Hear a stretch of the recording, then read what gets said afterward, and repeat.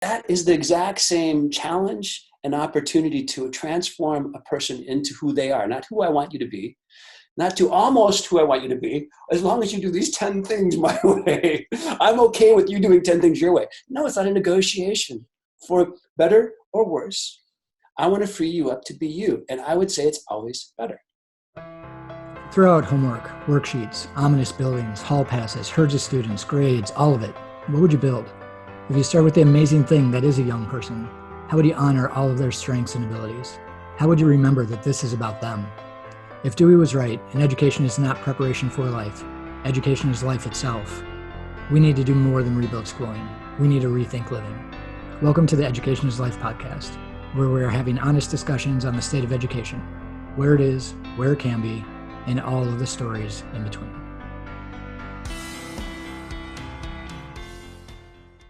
Hello and welcome again to Education is Life. This is Rob, and I am very excited to have Guy Bell with us here today. Guy is author of Unlearning Leadership, a fantastic book that really gets out his beliefs in how to maximize human potential in the workplace. And I think it's very much in line with what we are trying to do with the Education is Life podcast and with Greenfields in terms of finding ways to maximize human potential, just starting a little bit younger than where Guy's focusing right now. But Guy and I have worked together in the past, a huge fan of his, great person, and excited to welcome him to the show today. Thanks, Rob. I really appreciate the opportunity to talk to you and kind of officially put on record our many conversations around this topic of education is life. And in my world today, I've been using a tagline that says the future of work is the future of education. And I see the two really singing well together in terms of where we're heading. And for me, that's extremely exciting. I remember some of our early conversations back when we were working in the higher ed space and just trying to get people to listen to what at the time seemed like a total antithesis to the way management was being done and how to not only work within the organization, but also to get the most out of people who were really trying to better themselves through higher education and were often first generation college students, and finding what we could do to really help them along the way and the tools they needed to really take full advantage of their decision to better themselves. And the places we've been since there, I mean, that was probably 15 years ago at this point. Yeah. Isn't that amazing? That's true. Yeah, we've really come a long way in terms of, the same ideas, but I think through your first podcast, which I listened to and loved, we come back to those moments where we both kind of have that aha when you and your family went on that trip and came back and forever were changed. And I can't imagine how many times you could tell the same story now since then of things that have really changed your thinking, which I love about both of us. We both come to this saying, I know this today, but tomorrow I may have to kind of rethink what I think I know and re-examine those things that a lot of our friends in higher education in particular, back to our shared experience, get stuck. We all do, but there tends to be this kind of system-wide stickiness to certain beliefs that are schools of thought versus this freedom to think, this idea of saying, really, life is our teacher, so how do we not stay in this state of I know? Let yourself be in that knowingness in a moment, but then release it for the next moment to kind of listen and free yourself up to wonder what is next. What do we don't know? What don't we know in that child's conversation with another child or with the guide? Or in business, when you have a conversation with the CEO and your regional manager, whatever these relationships are, that you don't use a power structure in terms of our knowing, but you use the absence of kind of a school of thought in the presence of just wonder. Is there a better way to do that? Or is the data kind of rich enough to really tell us a true story? Or is it just pointing to something that may or may not be true because it's limited? We so often get stuck in these places of what's going wrong, what's the data showing us, and how can we force people to do it right? Having read your book and other parts too, that whole concept of, businesses are about to fail when it's all about what the rules are and what the policies are and how everyone needs to follow all of that to the T. When, the way we talk about that, or the way I talk about that anyway in the K-12 space is, if we're spending all of our time focusing on the things that we can tell a computer how to do and be able to automate, we're missing out on what value people actually bring to the equation, and what can we do to really maximize the value of each of those people, rather than treating them as cogs, whether that's a cog in an education machine towards higher test scores to college admission, or whether that's a cog in producing something, a service or a product in the business world. I relate to that. Obviously, we've talked a little bit about the idea of the fourth industrial revolution kind of emerging out of this 1912 assembly line mindset, right? So how do we kind of appreciate the amazing maturation of AI in the last 30 years, not in the last 2 weeks or 2 years, but 30 years. It's been coming into fruition and into our daily lives, while we then free up people, which we kind of lost the human potential back in the day when we looked at people as a part of that assembly line, or actually kind of the assembly line itself, and shift now that we're ready to kind of say, gosh, people are unique and special and have astounding skills that a artificial intelligence app or application of data has, different sets of circumstances where it can benefit us. And how do we use that properly in this time? And I think we're kind of beyond there, but you and I are there, which helps us then say in that model, and I use this as my language. I know it's different than yours, but I think it points to the same thing. And that's 4 rules of flight: weight, lift, thrust, and drag. There's not 5 and there's not 3. And everything has its requisite complexity. So let's allow the technology and the evolution in this moment in time help us free up human beings to do what they do best and get the right systems process in place, and again, do the predictable things more effectively around data and information, so that we can tap into that lifelong learning model and that wonder state of what can we know and contribute at a higher level. So we started having these conversations before you were a parent. Yes. So curious, how has being a father impacted your beliefs and your approach to the things that you do? Boy, what a great question. It's changed my life. We kind of, my friends back before I had a child, and I didn't have a child until my 40s, they would say, oh, you're never going to know what it's like until you get there. I'm thinking, whatever. I've heard that 100 times. It can't be true. There's no way. It's true. Life changes, and it changes for the better. It's challenging in new ways, as you know, obviously, very well. So yeah, it changed me. It changed me through the lens of watching her now struggle with certain subjects in a traditional school setting. And because of our relationship and our kind of curiosity and the way we approach learning and all the things that we have in common, I'm now getting frustrated with her, through her and with her, not her personally, but her experience at the school, and trying to learn how to calm myself and be helpful for both the principal and her teacher around rethinking how they approach her as another cog in the wheel, another thing to accomplish in the way that they accomplished with the last kid. And so I go in and we have that conversation, and I'm just humbled by the barriers to doing the right thing. Good human beings, almost to a person, probably to a person. Some are a little defensive around their belief systems, but good all the same. But we don't end up leaving with a solid, good idea, let's rethink that together, or whatever that conversation would help uncover for Kaya's sake, my child. And I think that's what you taught me. So I've learned to kind of channel your voice and your lessons of your teachings at Greenfield. And it works by and large, but the barrier in my parenting is kind of me. I don't have the in the box, I want you to know math at this level, this time, to get scored this way so that we can get the funding. Whatever that thinking is, I get it. I've run, you and I both have done this in the business world. It's very much the same kind of mechanistic, hit certain numbers and you are good. If you don't, some version of bad or incomplete or unsuccessful. And, that just doesn't work, right? The kid shuts down and I watch my child do the very thing we know that employees do, but now she's my child. And she's shutting down because she was a outstanding, reading comprehension and then weak in math, as like a lot of kids are today.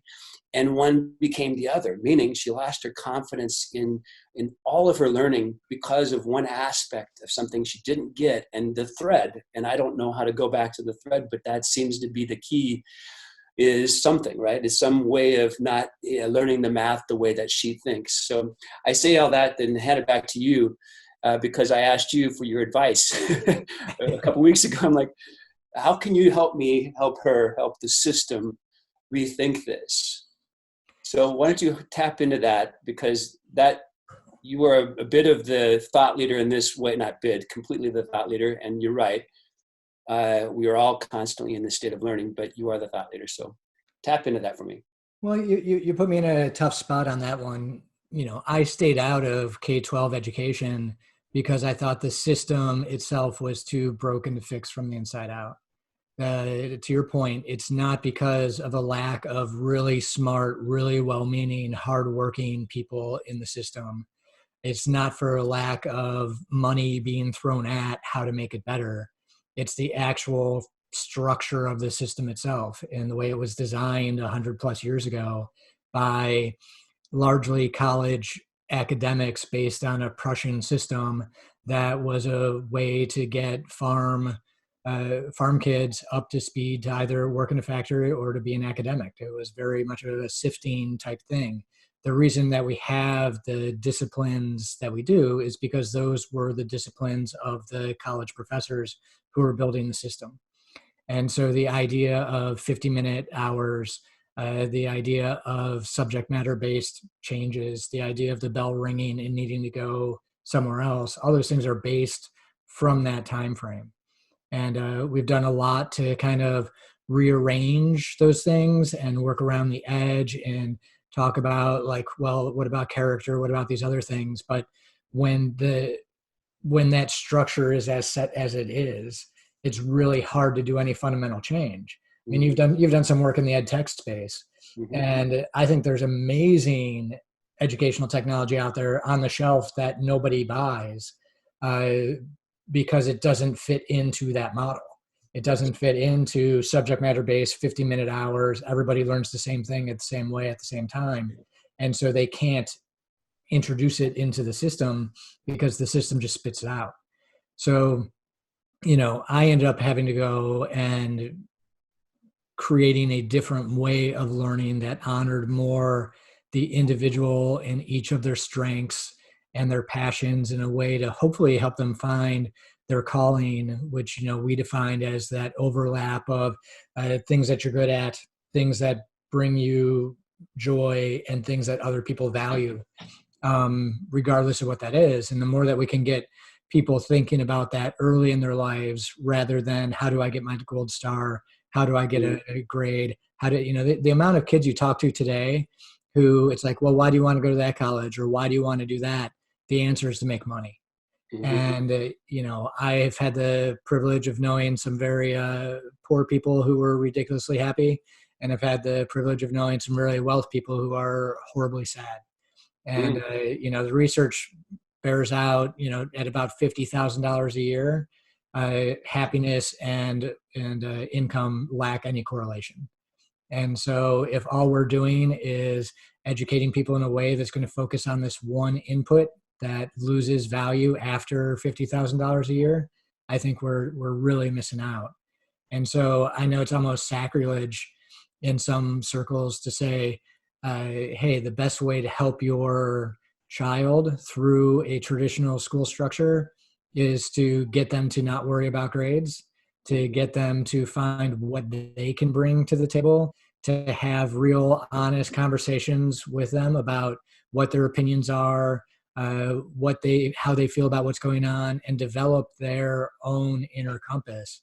And I think part of our obligation is to help instill values in them that are our values. And maybe they weren't our values when we were younger, but it's the experience that we bring.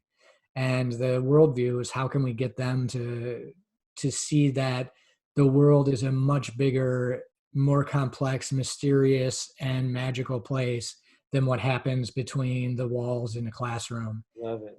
And getting kids to think about that, and honoring them that, like, yeah, I'm not trying that hard and, pick subject this time. It's not because I'm not good at it. It's because I'm really interested in this other thing.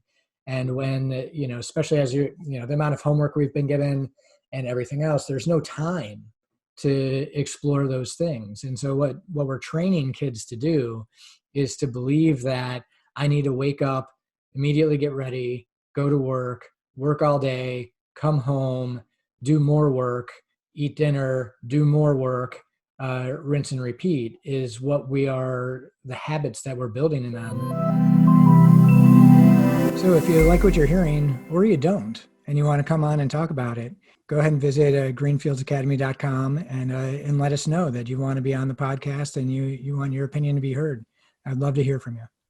Messed up. Let me ask you a question. I love that. Just a ton of wisdom, and kind of in the relationship to our conversations around Kaya and the wisdom you're sharing with me to cope as a dad with how to, be present and helpful and supportive, and to some extent, put it in context. So thank you for that. My first book you mentioned was a series of 10 years of writing down case studies of our work together when we were at Kaplan, and a variety of other circumstances where I was asked to take over a failing part of the business in that case, and other cases similarly. And I would document what was missing, and all of a sudden there was the thread, and it was this thread basically, is we kept numbing people versus freeing them up to think, right? I want you to hit that number. Well, why? What's hitting a number do for anyone? It's an abstract idea, feeling very concrete for the people that are in that box of thinking. Well, you're successful when you do this for me. And so the first book, I was sitting there, I had a year to kind of write it. And I sat there every morning for like 4 a.m, and I wrote for hours, and I was picking up on 10 years worth of writing. And I'd created hundreds of pages of what I perceived to be the right book around what I've learned around failure. And in some version of that, the opposite. And I was sitting there one morning, and I remember looking at this and thinking, this is just crap. This is really bad. And I thought, this is all out there in one version or another. It's directionally accurate, but it's dead. I'm not telling you anything that I believe is fundamental. And 4 hours later, I wrote a book and was done. And the book was called Beyond Now. And it was pointing to the one question: who am I? And if we don't begin our conversations with our children, but for ourselves, so that we can be present with our children, which you do in spades, my friend, is we start with the wrong question and the wrong exploration. You have to get kids grounded in their story. They are a reflection of their culture, their environment, their DNA, but they're also some version of half a reflection of who they came in as being, of the unique nature of their individual by individual expression. And until we learn in your work and then in my work to keep asking that question, hey man, who are you? Why are you here? What makes you animate? What can I do to help you get there? In the business world, I ask that as best I can, everybody, every time. Let me help you get to where you want to be. I don't care if it's here or someone else, but here's what I want to return. And we do kind of a little trade, right? I want to free you up to do what you do best there, but I want to tap into your amazing gifts here. And here's how we'll play with that. Does that work for you? But when you do that with the kids, which I've watched you do, by the way, some of my favorite experiences in life is watching your team play, watching them, run the school. A couple of days, when you gave me a chance to sit and just be an observer, it was a blast. It was a blast. But that is the exact same challenge and opportunity to transform a person into who they are, not who I want you to be, not to almost who I want you to be, as long as you do these 10 things my way. I'm okay with you doing 10 things your way. No, it's not a negotiation for better or worse. I want to free you up to be you. And I would say it's always better. The more I say accept this and accept that, I take away their potential for their own discovery, their own trippings and learnings, and ooh, maybe not quite that. And they play and they play and they play. And the earlier we come to a aha of, man, I matter just as I am. And I'm a little bit challenged by this, but man, do I love that. And whatever that tapestry of that story is, you and I have become really curious about becoming good at uncovering that story and then keeping ourselves disciplined to be curious. I can be certain for a minute because I need to. You do too. I'm paying bills. I'm making, certain things happen. These kids do too in their own way, right? But we're all in this practice of coming back to that story of who am I? And then animating that to be free personally so I can free you up to have a real conversation around the edges of what you love. If I happen to see the same business or problem situation and I come to a different conclusion, how do I allow myself for that different view to be equally true for the moment? Even if we know mathematically, if they're doing an equation, it doesn't turn out to be the right answer, it turns out to be the right exploration. And it doesn't mean everyone wins and everyone gets a trophy. It just means I want to learn how you're thinking about it so I understand where you're going and how you're getting there.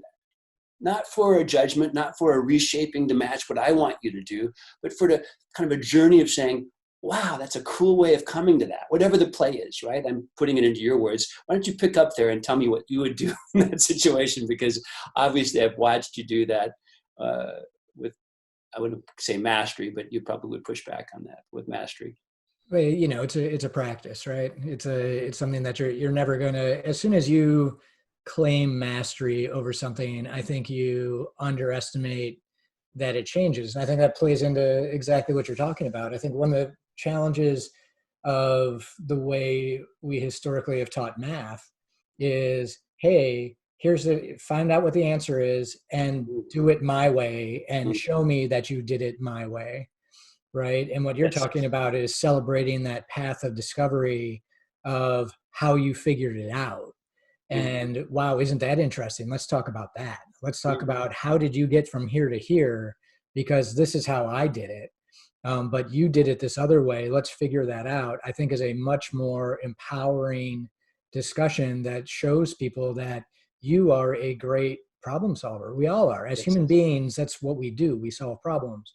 And the more that we can honor that, I think the skills develop, right? We're building those neural pathways of, I can figure this out.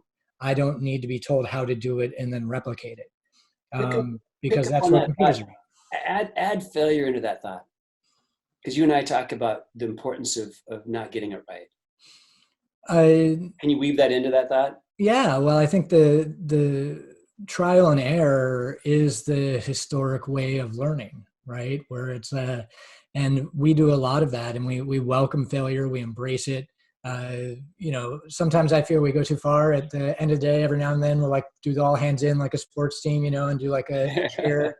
And one time it was like, we fail. And I was like, maybe we've gone too far. I don't know. But I'll take it. It's a correction, right? Pendulum.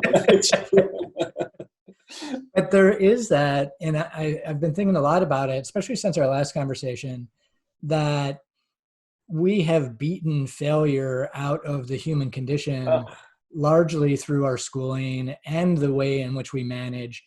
And we wonder why there aren't more people like, regardless of what you think, and especially some of his tweets lately, but like Elon Musk or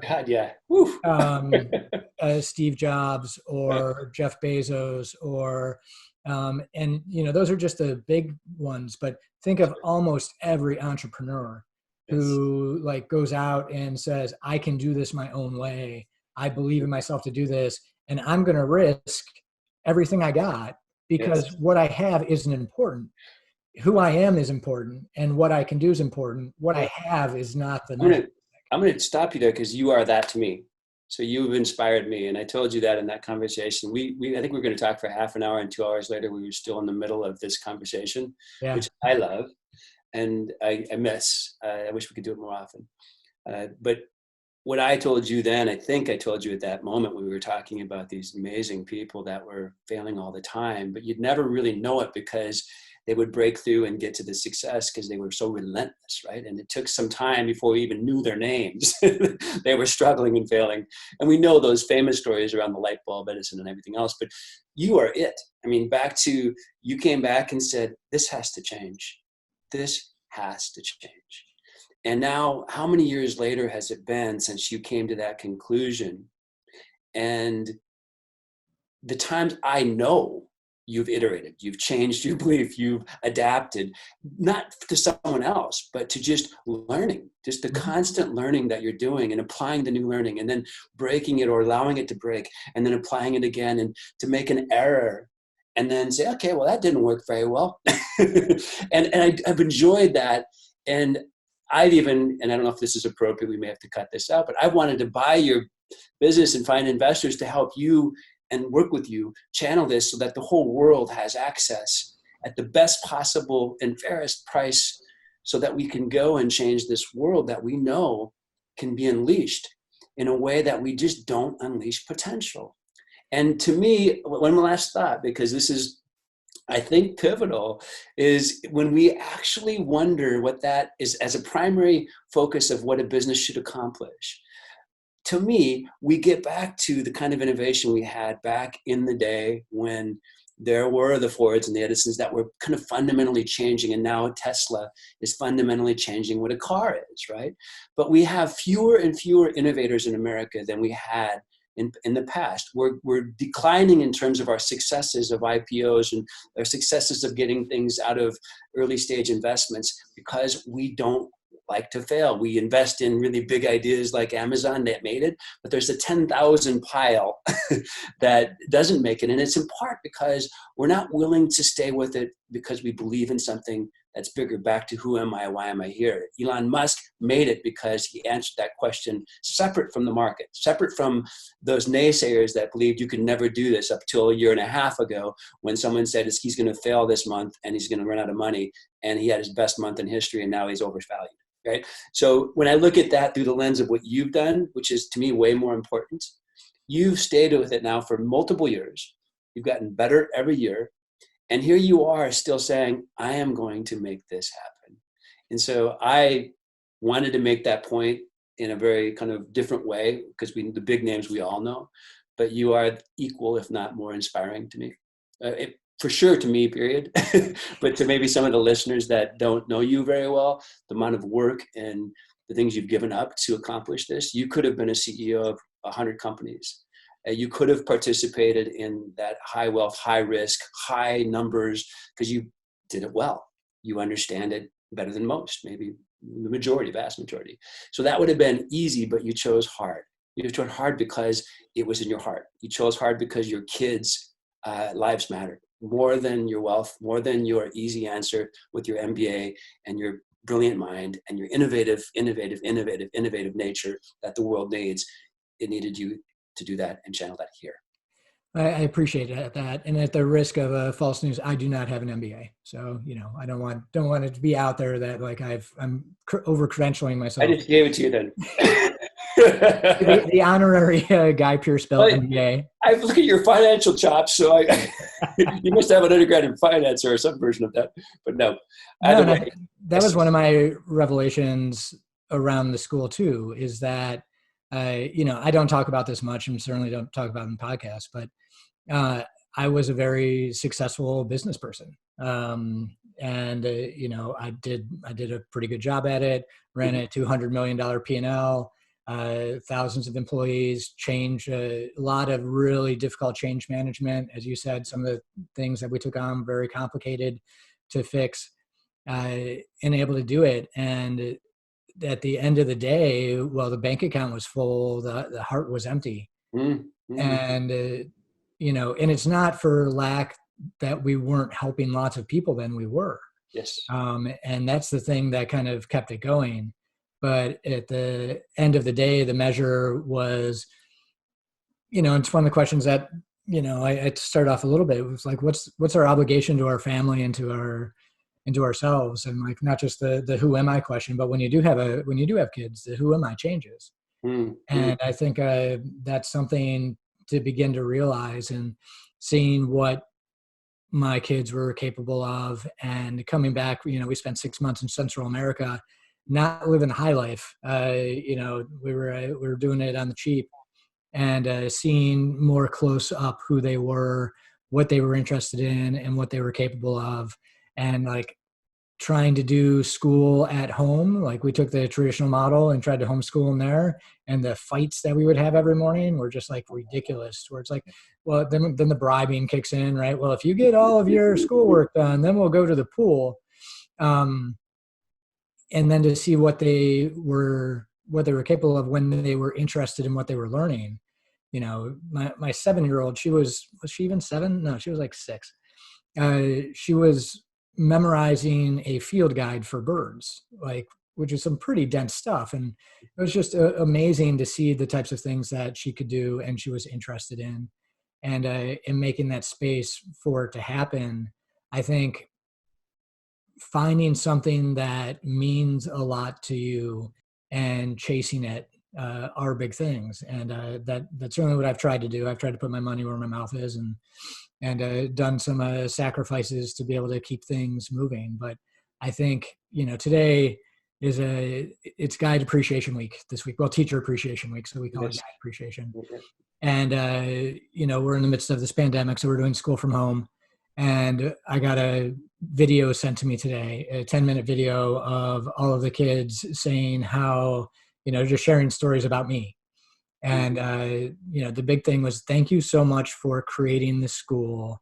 It's changed my life. And this is coming from kids who are, 6, 7, 8, 9, who we as adults don't often consider what their lives are like.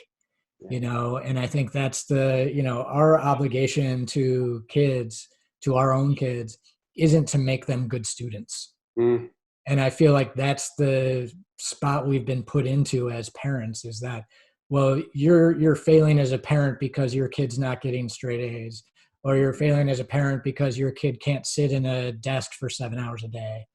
And you need to fix that. I really appreciate you going in and trying to have these meaningful conversations with the administration and the teachers, and bringing some of your soul to them and help them see it from a different way. But when I think about that idea of, a teacher versus a guide, the simple logic of saying you need to free people up. And if you're teaching, you're in a box by design, right? So you start at the beginning and rethink. And I think one of the things that, is it Sugata Mitra? Am I getting his pronunciation right? You are. He was a brilliant researcher who pointed to something that you and I knew intuitively. And then his research, I think we both were attracted to that. And, now after kind of you've been practicing that idea of saying, the way I'm going to let you don't have a job tomorrow morning, teacher, is that if you teach. The way that you have a job tomorrow is you guide, you open people up, you free them up to do what they can do best at their peak of their curiosity, whatever these expressions are, of the fullness of that individual by individual, and then the group. And he proved that out in a macro data set. And my understanding is very few people in the world adopted, that research and said, well, let me go prove this out in a different setting. But you did. And he didn't really want to get into the practice because he's a researcher. He's doing his work to say, I had a hunch. And yeah, it turns out the hunch was not only right, it kind of transformed potentially education, but it didn't, because someone had to go out and do it, right? Day in and day out, which is what you're doing. So I thank you for that. Thanks for joining us. If you enjoyed what you heard, please subscribe and tune in next time for a fresh new episode of Education is Life.